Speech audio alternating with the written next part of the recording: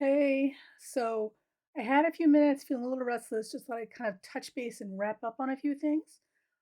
So the first thing right now is, of course, the Meghan and Harry Netflix mocu series or docu series.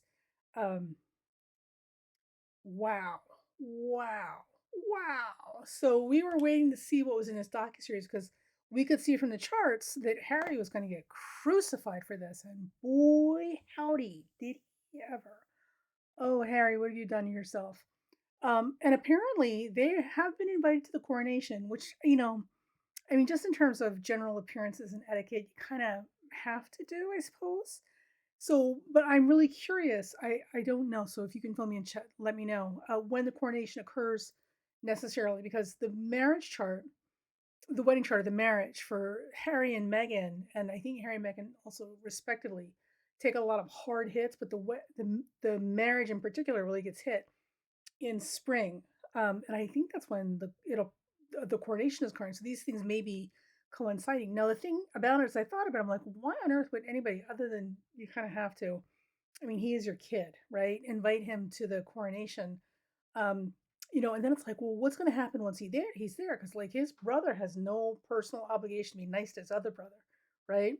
So listen, if you've got siblings, you know exactly what I mean. Just because we're family doesn't mean we like each other. So, I'm curious as to how this is gonna play out behind the scenes once he gets home and his brother gets a hold of him.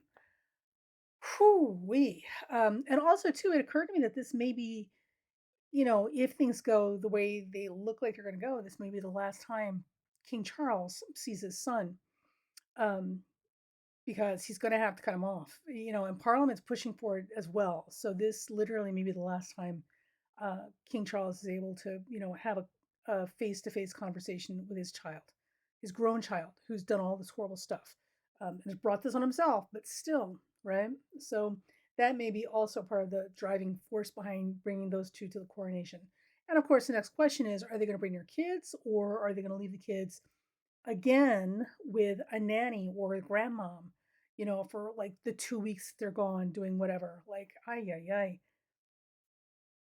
Anyway, so there's that. Now, the second thing I want to touch on that I just wanted to share some thoughts with you, and remember, this is all speculation at this point. We have to let law enforcement do their job. With the Idaho four murders, the two girls and the boy girl couple that were murdered in their sleep in their home, on campus in Idaho, and of course now, interestingly, now we're like a full month in, and we've got nothing. It's like the killer just poof evaporated into thin air. That's pretty terrifying. And what's been fascinating is watching how the gossip and the rumor mill, and the internet, detectives like really like boiled and boiled and boiled this thing like to like just such a fever pitch. Like oh my God. And listen, this is the problem with media, right? Because media is a giant water cooler where people gossip, and people being irresponsible about the information they're putting out, and more specifically, whether it's founded in reality or they're just kind of making it up, whatever. Because at one point they literally were talking about whoever this mystery killer is, or killers, is it's a serial killer, kind of thing. And mass murder is not the same thing as being a serial killer. So this, of course, in a very small town like that, with something like this happening, and we're days and weeks now into not finding the murderer. This is enough to make anybody like really alarmed. So literally people were setting this entire town into a panic unnecessarily, like above and beyond the legitimate concerns here. So there's that. And then there's also the business about the Moscow police department, the Idaho State Police, and they're handling of it in the very initial, the first few 24 to 48 hours after the discovery, and maybe they're mishandling because this is not something that they're accustomed to dealing with. So I imagine that a lot of the delays, I'm not putting any blame, I'm just saying that a lot of the delays that we've seen in terms of finding the murderer or the culprit in this particular case has a lot to do with the local yokel police department overestimating their abilities and messing up the crime scene, literally. So there's just a whole lot of stuff they probably shouldn't have done. And had they come from a big city where things like this are, fairly routine enough that you know what to do and what not to do because you've been there before, they don't have that experience. So I'm sure there's a lot of missteps and mistakes made along the way that made things even more complicated. So that's a problem. That's a problem. And of course, now we're here, right? Now we're here. So um, a couple of things. I was talking to a friend of mine, and I thought this was an interesting thought, right? So it occurred to me, it's like, so if it was a woman, like, why would a woman kill these two disparate pairs of people, right? Doesn't make any sense. And I still don't really actually have a motive, but it's possible, right? So what if the murderer is in fact a woman and the murderer is a lesbian and a very closeted one? Because if you're living in, butthole Idaho, like in the middle of freaking nowhere. And this Moscow, Idaho, is apparently in the very northwestern tip of Idaho. If we hit Washington State, like they're out there. That's all God, gun, and country area, right? So you cannot be gay in those areas. It just you cannot be gay in those areas. So imagine that if you were, and imagine that maybe you had this flirtation going on with this girl, and she's having like the hot girl summer, and she's experimenting. Like she doesn't want people to know what she's doing, right? She's just doing what she does. And maybe she was toying with somebody's affections just a little too much, or just decided that, like, no, no, no, we can't do this anymore because I'm so ashamed of myself. This is horrible, or whatever heterosexual girls do when they, have their college lesbian fling and then realize that they don't want to do this anymore because it's just, this is not who I am.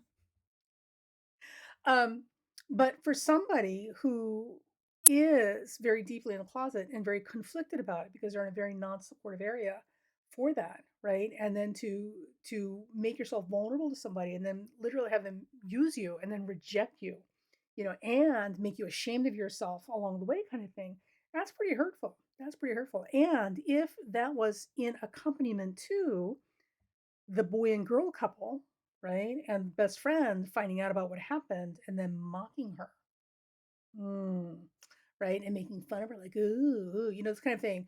Like, that's just going to make things even more painful for this person, which could theoretically drive them over the edge, depending on how mean these people were, right? People can be pretty cruel. People can be pretty cruel. And remember, in a place like that, you can't be anything except straight, white, and Christian. That's literally all you're allowed to be because everything else is literally like whatever you get, you deserve because you're not one of us. So I can only imagine how deep that cut or that hurt must have gone if this is the case. I'm literally just theorizing like everybody else on the planet. Now, the other thing I was saying is what about, because this whole thing about the knife, right? And we know that that area is a big hunting area. It's the northwest tip of Idaho, right before you hit Washington State. You got a bunch of, you know, Farmer Joe hunters, kind of thing all over. These guys have guns, fishing rods, knives, like you name it, they got it. They don't need bunkers, man. They're ready for, they're ready to survive the end of the world. Um, so the thing about it is this person would not necessarily have to go buy a knife, wouldn't even necessarily have to have a knife in their possession because, and this I picked up from the chart, so I think this may be the case. They could have just as easily borrowed someone's knife and then returned, cleaned the knife up, and put it back where they found it. So here's the thing, right? If you had that kind of knife in your home, right, and it was there in a drawer or whatever, like you never use it, it's just there all the time, right? And then this murder occurs, and they're talking about this big knife. You're like, wait a minute, I've got one of those knives. And you go to check to see if your knife is still there.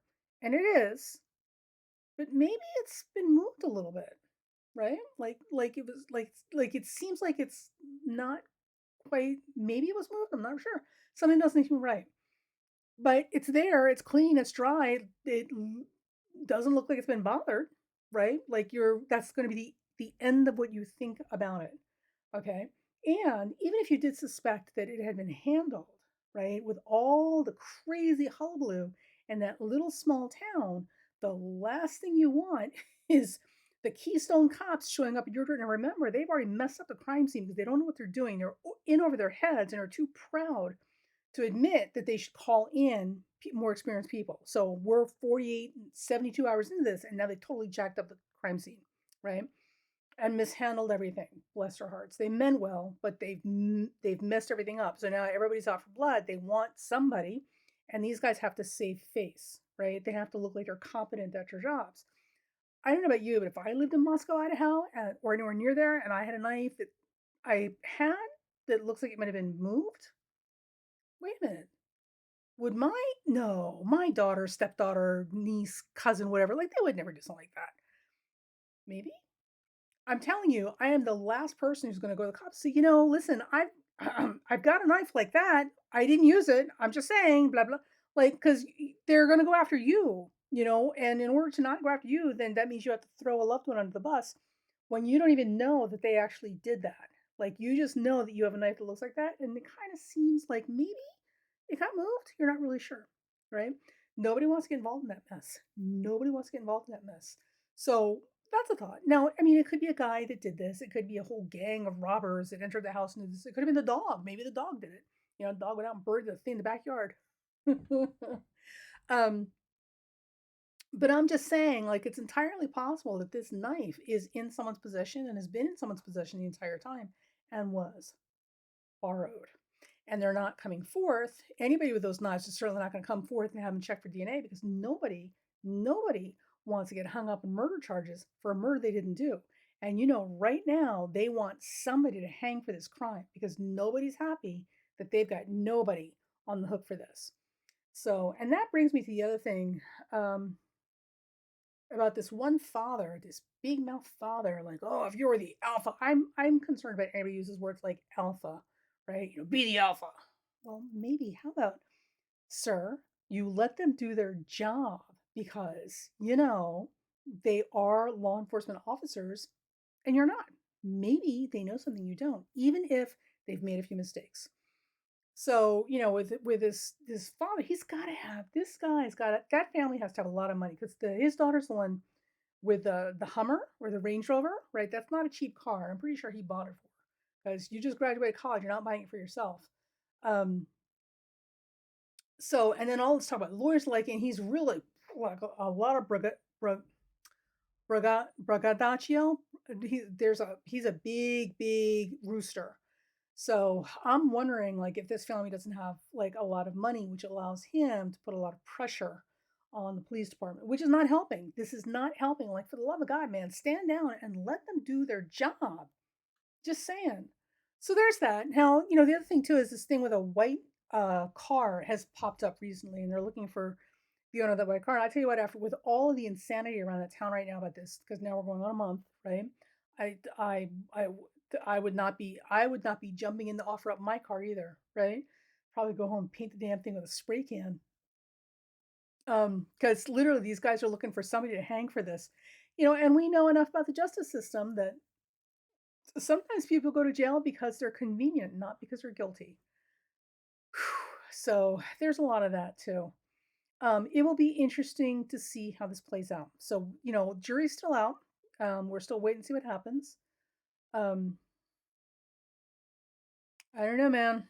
I don't know. It's a small town. You got a lot of angry people, and they're looking for somebody to put on the hook for this, like just to close this case so people aren't walking around with head on their face. The police department cannot afford to look like they totally screwed this up.